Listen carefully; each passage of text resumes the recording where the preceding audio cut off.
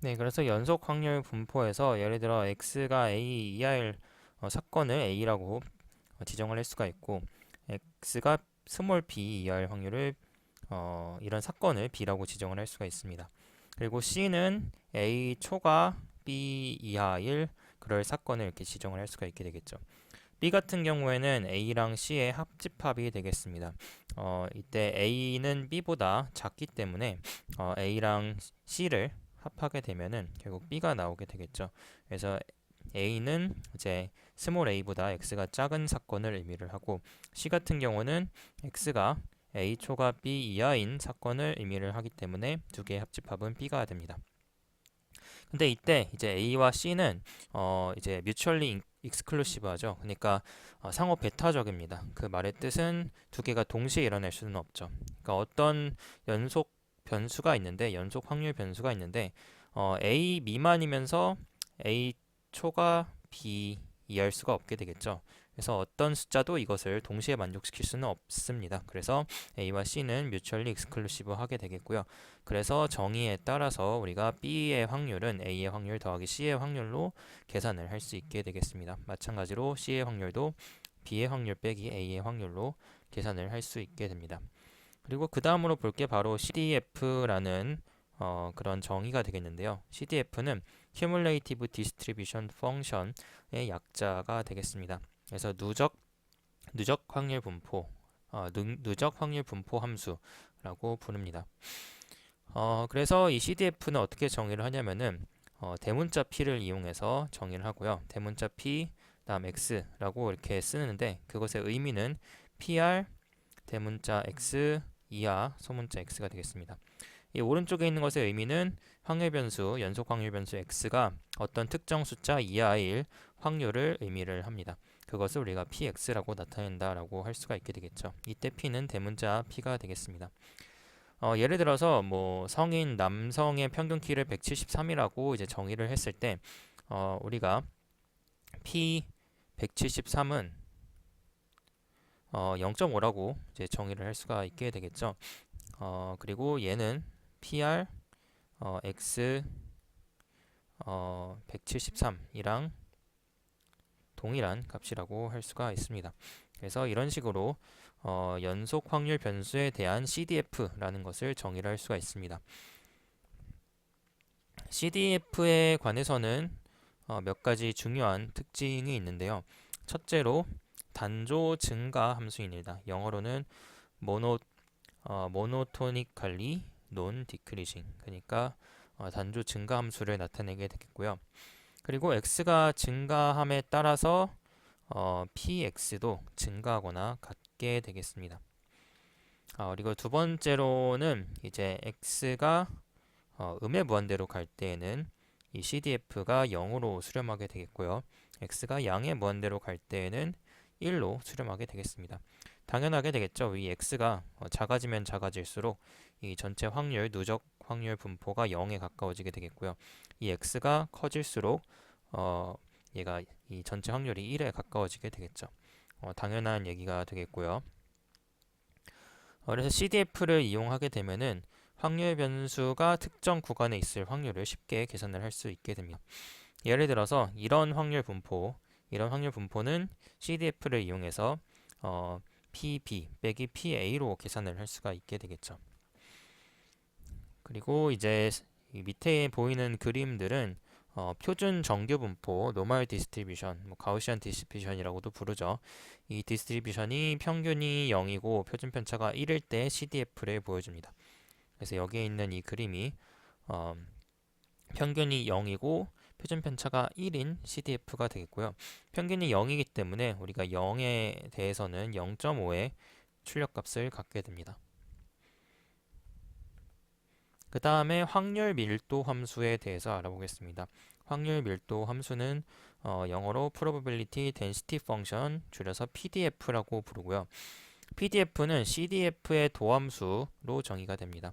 즉, 우리가 CDF를 x에 대해서 미분한 값이 바로 그때의 개수가 바로 이 PDF라는 값이 되겠습니다.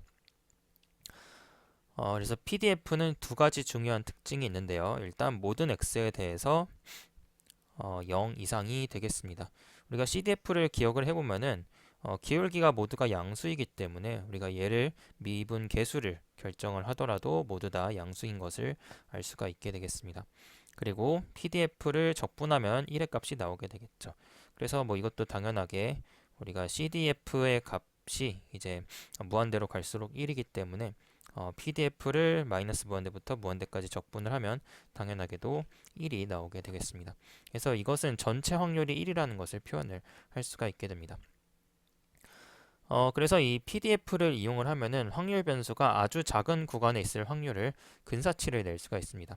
그래서 앞에 봤듯이 이제 이산 확률 분포는 우리가 특정 확률에 해당하는 값을 구할 수가 있는데요. 근데 연속 확률 변수는 그게 불가능하다라고 했었죠. 그래서 이 PDF를 이용해서 보통 그 확률을 표현을 합니다. 그래서 예를 들어서 이 값을 표현을 할 수가 있다라는 말이죠. 우리가 확률 사건 x가 있을 때 이 확률 x 초가 x 플러스 dx 이하 이런 확률을 구하는데 이게 바로 그 p x dx라는 뜻이 되겠죠. 그래서 이런 식으로 미분 CDF의 미분을 이용을 해가지고 연속 확률 변수의 확률을 나타내는 것이 바로 PDF의 개념이 되겠습니다. 그래서 확률 변수가 아주 작은 구간에 있을 확률을 근사를 해서 그게 바로 그 지점의 밀도와 비례한다는 것을 나타내고 있습니다.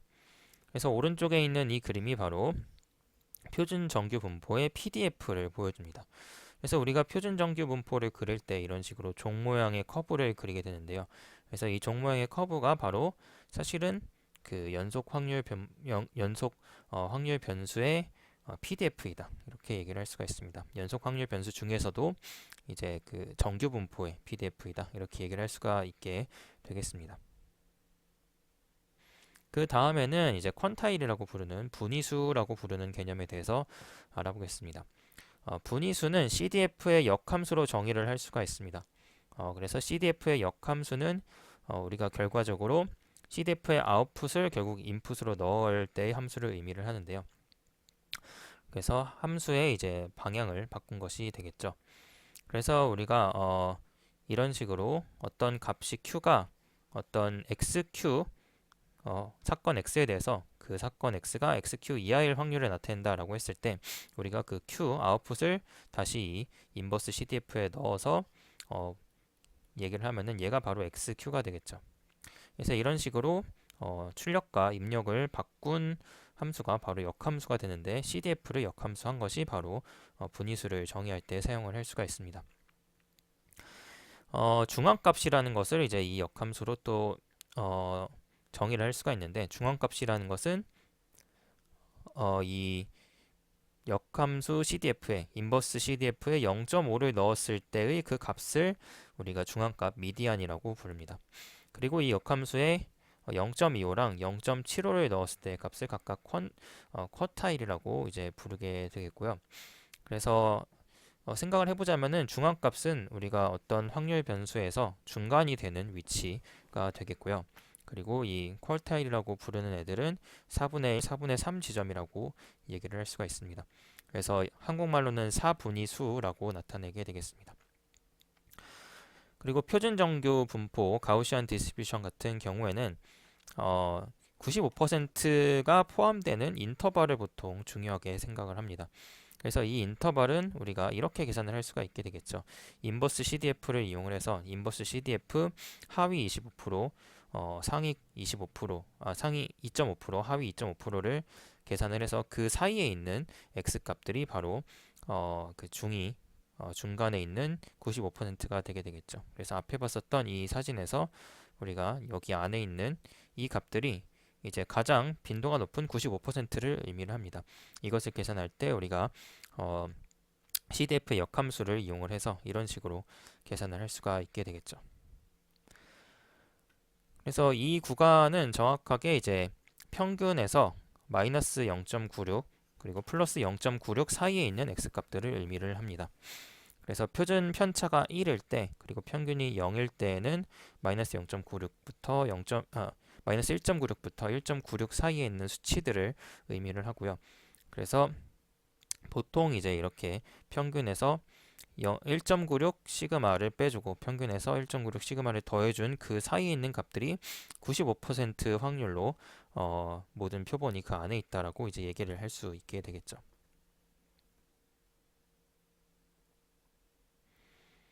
그 다음으로 이제 랜덤 변수의 집합에 대해서 알아보겠습니다.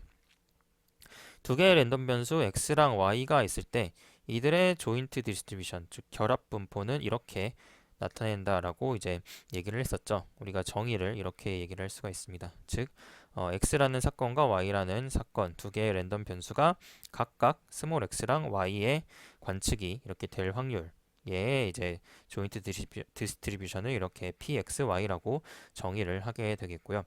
이것은 이제 x가 스몰 x 값을 가질 확률 그리고 y가 스몰 y 값을 가질 확률이 동시에 일어날 확률을 나타내게 되겠습니다. 여기에 보이는 두 개의 이진 변수에 대한 결합 분포의 테이블 형태가 되겠는데요. 예를 들어서 x라는 사건도 0과 1의 값을 가지고 있고 y라는 사건도 0과 1의 값을 가질 수 있다라고 했을 때 그것의 결합 분포의 예시가 되겠습니다. 결합 분포의 합은 당연하게도 모두 합이 1이 돼야 되겠고요. 그래서 x가 0일 확률 그리고 x가 0이고 y가 0일 동시에 일어날 확률이 이제 0.2이고 x가 0이고 y가 1인 이 사건이 동시에 일어날 확률이 0.3이고 이런 식으로 이제 되겠습니다. 그리고 마지널 디스트리뷰션 이제 한국말로는 주변 분포라고 하는 개념은 하나의 변수에 대한 확률 분포가 되겠습니다. 그래서 나머지 변수를 다 합을 내서 계산하는데요. 이때는 우리가 y밖에 이제 나머지 변수가 없으니까 y의 합을 내게 됩니다. 그래서 예를 들어서 우리가 x에 대한 마지널 디스트리뷰션을 계산을 하면은 이제 p x가 0일 때랑 p x가 1일 때랑 이렇게 두 가지로 계산이 되겠죠. 그래서 마지널 디스트리뷰션을 계산해 보면 얘네 둘의 합을 내서 0.5라고 계산을 할 수가 있고요. 얘네 둘의 합을 내서 다시 0.5라고 계산을 할 수가 있습니다.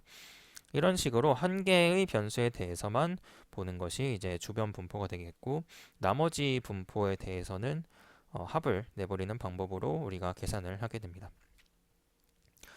조건부 분포 같은 것도 있는데요. 조건부 분포는 컨디셔널 디스트리뷰션이라고 영어로 부르고요. 한 변수의 값이 주어졌을 때 다른 변수의 확률 분포라고 할 수가 있습니다. 사실 이 조건부 분포가 머신러닝이나 통계학에서 굉장히 중요한 분포 중에 하나가 되겠습니다. 그래서 어떤 사건이 관측이 이미 되었을 때 다른 사건이 어떤 식으로 영향이 받는지 이런 식으로 이제 통계량을 계산을 할 수가 있게 되는데 그때 사용하는 게 바로 조건부 분포가 되겠습니다. 그래서 예를 들어서 x가 0인 게 이미 관측이 됐다라고 해봅시다. 그러면은 그때 x가 0인 게 관측이 됐을 때 이제 y가 0일 확률, y가 1일 확률이 따로따로 나눠지게 되겠죠. 그래서 x가 0일 때 x가 0일 때 y의 확률을 계산을 할 수가 y가 0일 확률과 이제 x가 0일 때 x가 이미 0으로 관측이 됐을 때 y가 1일 확률을 어떻게 계산을 하냐면은 얘는 이제 첫 번째 것은 p x가 0일 때 마지널 디스트리뷰션이죠. 마지널 디스트리뷰션의 분자에는 이제 두 개의 결합 분포 이제 x가 0, 0을 넣게 됩니다. 그리고 아래 것 같은 경우에는 얘도 마찬가지로 x가 0일 때를 분모로 넣고 그리고 1, 0을 이렇게 넣게 되겠죠. 그래서 얘 같은 경우는 이제 아래에 있는 얘가 0.5이고요. 그리고 위에 있는 애가 0.2였으니까요. 얘 같은 경우에는 5분의 2, 그래서 40%다 이렇게 얘기를 할 수가 있게 되겠고요. 아래에 있는 거는 자동으로 60%가 되겠죠. 계산을 해보면 0.5분의 1, 0은 우리가 0.3이니까요. 0.3이니까 얘는 60% 이렇게 얘기를 할 수가 있습니다. 그래서 이런 식으로 조건부 분포는 우리가 특정 한 사건이 관측이 되었을 때 다른 나머지 한 개나 두 개 이상의 변수의 확률 분포를 나타내게 되겠습니다. 마지막으로 이제 곱셈 규칙이라는 게 이 슬라이드에 나와 있는데요. 곱셈 규칙은 두 개의 이제 조건부 확률 분포 확률치는 우리가 px 곱하기 py 바 x이다라고 할 수가 있습니다. 이것은 사실은 생각해보면은 너무 직관적으로 이해를 할 수가 있는데요. py 바 x가 관측됐을 때의 y의 확률입니다. 근데 거기에다가 x가 관측된 확률을 곱해주면은 xy가 동시에 관측될 확률을 계산을 할 수가 있게 되겠죠. 이런 식으로 말로써 직관적으로 이해할 수 있는 개념이라고 할 수가 있게 되겠고요. 위의 식으로부터 유도할 수도 있습니다. 위의 식에서 밑에 있는 얘를 이쪽으로 보내면은 이제 유도할 수 있는 그런 식이라고 할 수가 있게 되겠죠. 양변에다가 px를 곱해줘서 유도할 수가 있습니다.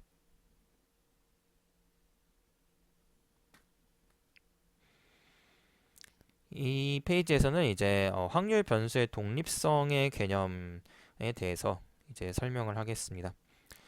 일단 독립성과 조건부 독립성에 대해서 먼저 설명을 하겠는데요. 일단 x와 y가 무조건적으로 독립이라는 것은 그들의 결합 확률이 각각 마지널 디스트리뷰션의 곱과 같다라는 것을 의미합니다. 그래서 이런 상황일 때 우리가 얘를 독립이다라고 의미를 하고요. 독립의 기호로는 이렇게 한국말 오자를 써가지고 두 개의 사건이 일어날 수 있는 집합의 사이에 한국말 오에 해당하는 모음 기호를 써서 표현을 합니다. 그래서 얘네 두 개는 인디펜던트하다라고 할 때 이 x라는 확률과 y라는 확률이 서로 영향을 안 미친다라고 할 수가 있게 되겠고, 이것을 이제 수학적으로 나타내는 그 정의가 두 개의 결합 확률 분포가 각각의 마지널 디스트리뷰션의 곱으로 나타낼 수 있다라고 할 수가 있게 되겠습니다. 그래서 만약에 독립이 아니면은 이제 두 개의 조인트 디스트리뷰션은 앞에서 봤듯이 이런 식으로 나타내게 되겠죠. 그런데 뒤에 있는 게 이제 py 바 x가 py랑 같기 때문에 독립일 경우에는 py 바 x가 py랑 같기 때문에 이런 식으로 정의를 할 수가 있게 되겠죠. 그리고 또 더 일반적으로 여러 개의 변수가 상호 독립이라는 것도 정의를 할 수가 있습니다. 여러 개의 변수가 상호 독립이라는 것, 즉 n개의 변수가 있을 때 이 모두가 상호 독립이라는 것은 이 모두의 결합 분포가 결합 이제 분포가 이 각각의 확률의 곱으로 이루어진다라는 것으로 정의를 할 수가 있습니다. 그래서 위에 보이는 얘는 두 개의 변수에 대한 이 아래에 대한 이제 특수한 케이스라고 볼 수가 있게 되겠고요. 아래에 있는 것이 이제 더 일반적인 케이스라고 할 수가 있게 되겠습니다. 그리고 조건부 독립성이라는 것은 컨디셔널 인디펜던스라고 영어로 표기를 하고요. Z가 주어졌을 때 X와 Y가 독립이라는 것이 되겠습니다. 이 개념에 대해서는 앞에서 이제 설명을 했죠. 조건부 독립이라는 게 어떤 것인지에 대해서 이제 앞에서 설명을 했고요. 그리고 이것은 수학적으로 P X, Y 바 Z는 P X 바 Z랑 P Y 바 Z의 곱으로 이루어진다라고 이렇게 얘기를 할 수가 있습니다.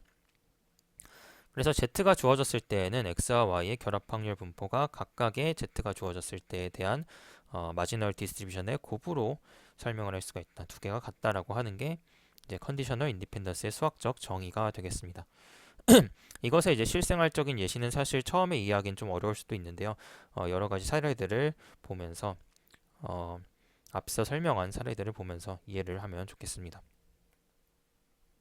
네, 그리고 두 페이지 전에서 봤듯이 우리가 두 확률 변수 간의 결합 확률 분포를 이렇게 조건부 확률로 이용해서 쓸 수가 있습니다.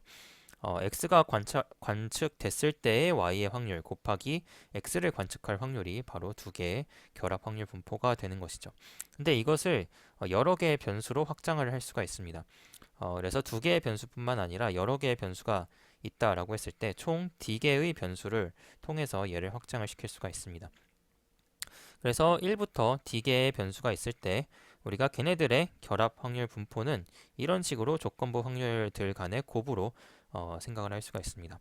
그래서 이 앞에 두 개만 먼저 보면은 얘는 이제 앞에 얘를 써가지고 얘를 써서 줄여서 쓸 수가 있죠. p x1, x2로 이렇게 쓸 수가 있습니다. 그 다음에 이렇게 나온 결과랑 얘랑 다시 곱해서 생각을 해보면은 얘는 다시 p x1, x2, x3라고 쓸 수가 있게 되겠고요. 이렇게 나온 결과랑 얘랑 다시 곱해서 생각을 해보면은 다시 x1, x2, x3, x4로 이렇게 쓸 수가 있습니다. 그리고 이런 식으로 연쇄해서 나가다 보면은 결국에 이렇게 확률 분포, 조인트 디스트리뷰션을 계산할 수 있다라는 것이 알 수 있겠고요. 그래서 조인트 디스트리뷰션이 여러 개의 변수에 대해서 있을 때 이렇게 여러 개의 조건부 확률 분포의 곱으로 나타낼 수가 있게 됩니다. 그래서 이런 법칙은 특히 이 법칙 같은 경우에는 고차원의 결합 분포를 이 조건부 분포들의 집합으로부터 만들 수 있게 해준다는 그런 장점이 있습니다. 그래서 확률 모델이 복잡할 때 여러 개의 변수가 있을 때 그것을 단순한 확률들의 곱으로서 이제 해석할 수가 있게 해주고요. 그래서 여러 가지 머신러닝 모델이라든지 통계적 방법에서 쓰이는 방법이 되겠습니다. 그래서 이것과 이제 나중에 볼 마코브 체인과도 연관성이 있는데요. 마코브 체인 같은 경우에는 우리가 그 이전 변수와의 연관성만 있다라고 가정을 하는 것이 되겠고요. 나중에 살펴볼 예시가 되겠습니다. 그 다음에는 이제 분포의 평균이라는 것에 대해서 알아보겠습니다. 분포의 평균은 사실 기대값이라고도 또 다르게 말을 할 수가 있는데요. 이렇게 알파벳 대문자 굵은 2를 써서 평균 혹은 기대값을 나타냅니다. 그리고 이 대문자 안에는 이 꺽쇠 괄호를 써서 이 안쪽에다가 어떤 사건의 집합인 x를 이렇게 확률 변수를 넣게 되면은 이것의 의미는 continuous random variable의 경우에는 이렇게 x 숫자에다가 x가 나올 확률을 곱한 것을 모두 다 적분을 한 것을 의미를 하고요. 그리고 discrete random variable의 경우에는 이것의 의미는 x가 나올 확률에다가 x의 값을 곱한 것을 시그마를 해서 나온 것을 의미를 합니다. 그래서 쉽게 생각해서 평균값이라고 얘기를 할 수가 있게 되겠고요. 이산 확률 분포에 대해서 이것을 생각해 보면 이해하기가 쉽습니다. 그래서 이산 확률 분포 중에서 우리가 주사위의 예시를 들 수가 있죠. 주사위는 x가 이제 1부터 6의 숫자가 될 수가 있습니다. 그래서 이제 x가 1일 때를 먼저 생각을 해보면 그때 이 시그마 안에 들어가 있는 얘를 계산을 해보겠습니다. 1 곱하기 p니까 6분의 1이죠. 그 다음에 x가 2일 때를 생각해보면 2 곱하기 6분의 1 이런 식으로 x가 6일 때는 6 곱하기 6분의 1이 되겠죠. 그래서 얘 같은 경우는 6분의 1이고요. 얘 같은 경우는 6분의 2고 이런 식으로 6분의 6이 되겠죠. 그래서 얘를 이제 시그마를 생각을 해보면은 6분의 몇이 되나요? 21이 되나요? 이런 식으로 이제 얘가 이제 평균값이 될 것임을 예상을 할 수가 있습니다. 네, 이러한 개념을 연속 확률 변수에 대해서도 확장한 게 이런 식으로 기대값을 계산할 수 있다라고 직관적으로 생각을 해볼 수가 있습니다. 이제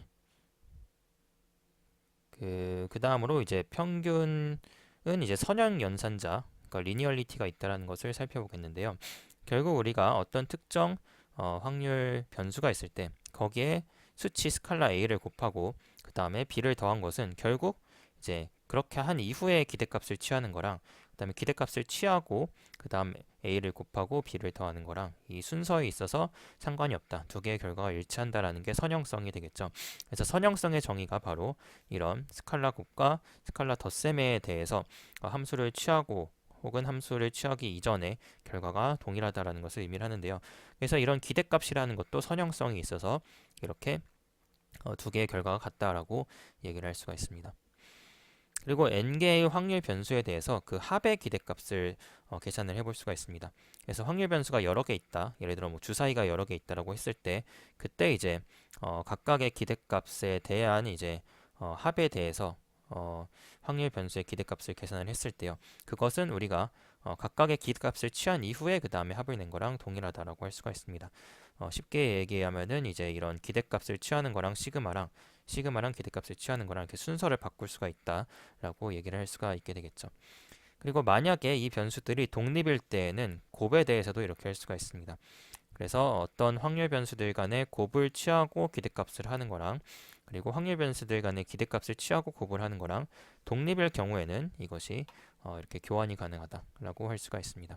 그래서 이러한 성질들은 우리가 나중에 복잡한 확률 모델을 평균을 계산을 할 때 이런 수식들을 사용을 해서 단순화시킬 수가 있습니다. 그래서 나중에 보면 이제 머신러닝 모델이 결국 기대값 이런 것들을 모델 내부에서 많이 사용을 하기 때문에 이런 계산의 방법을 통해서 수식을 단순화할 수 있는 게 중요한 특징이라고 할 수가 있습니다. 그 다음으로 어떤 분포의 분산 대해서 알아보도록 하겠습니다. 그래서 영어로는 베리언스라고 분산을 부르죠. 분산은 이제 분포의 퍼진 정도를 측정하는 개념이 되겠습니다. 보통 이제 시그마 기호를 이용해서 시그마의 제곱이 분산이다라고 표기를 합니다. 그때 이제 시그마의 제곱이 분산이고 시그마 자체는 표준 편차라는 이름으로 부릅니다. 영어로는 이제 스탠다드 디비에이션이라는 이름으로 부르게 되겠죠. 정의는 어떻게 정의되냐면은 어떤 확률 변수의 분산은 우리가 x라는 확률 변수의 평균을 뺀 이후에 얘의 제곱을 낸 그 확률 변수의 기대값을 이렇게 계산을 하는 게 바로 분산의 정의가 되겠습니다. 이것을 수치적으로 계산을 해보면 연속 확률 변수의 경우에 대해서는 이렇게 계산을 할 수가 있습니다. 얘를 이제 풀어서 써보면은 이런 식으로 다시 고쳐서 쓸 수가 있는데요.